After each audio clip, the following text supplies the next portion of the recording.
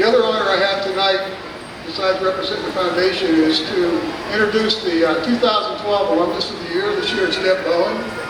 She's another outstanding CBC graduate. She got her AA degree here, her undergraduate degree from Central, and her master's from the University of Washington. She's had a great career, interesting career, marketing consultant. She's a human resource manager, a small business manager. And for the last 15 years or more, she's really been committed to the education of youth, which is quite a noble objective. She was one of the founders of the International Children's Reading Foundation. And for the past 15 years, she's been the executive director of Junior Achievement. If you're familiar with that program, it's been a phenomenal growth in this community. She's also received numerous recognitions for her efforts in education. She's been won the Crystal Apple Award, Bridge Builders Award, and numerous other awards through the years.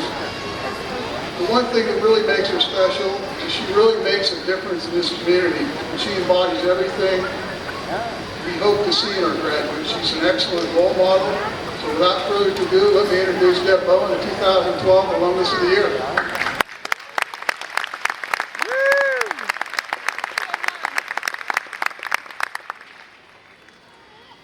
Tom, and thank you to this fabulous staff and the instructors at CBC that worked so hard to make CBC such a special place for so many here in our community. I know CBC was the catalyst for so much good that's come to my life, and when they told me that I had this wonderful honor, they said that my responsibility was to say a few words to you tonight. And so I thought, okay, what is it that I know now that I wish I would have known when I graduated from CBC? What came to mind was a question and a promise. And that question that I hope you ask yourself often is, what are my greatest talents? And what are my deepest passions? And how do I share those gifts with the world? It's a question that makes you really get to know yourself, the very best parts of you.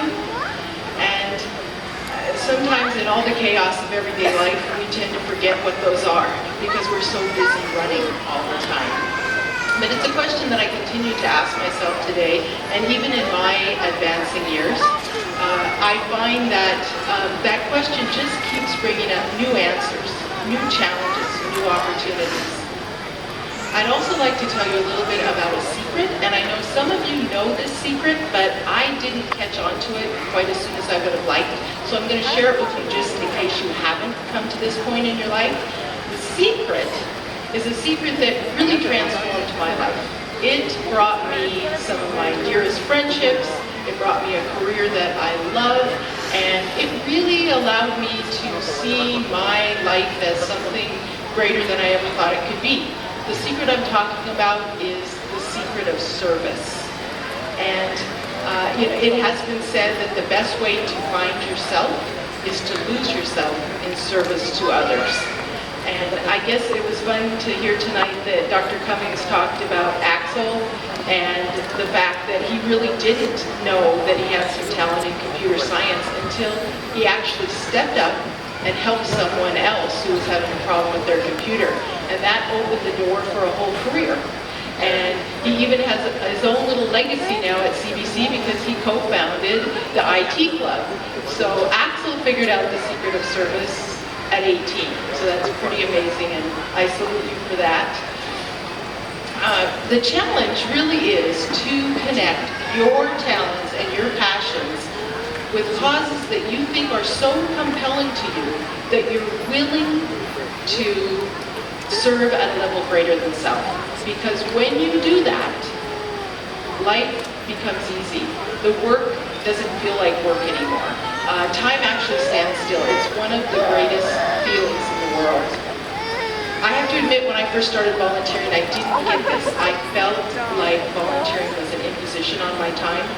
But as I matured and started to think about what I wanted for my legacy and what I wanted to develop in terms of skills, I realized that having that connection is one of the greatest gifts that you can give yourself, never mind the world.